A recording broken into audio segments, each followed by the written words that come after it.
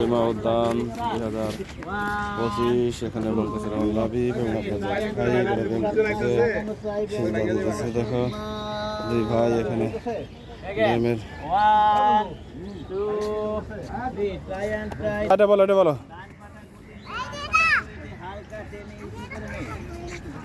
দেখো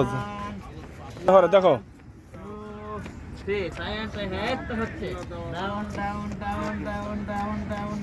তোমরা কালকের থেকে প্রথম থেকে আইও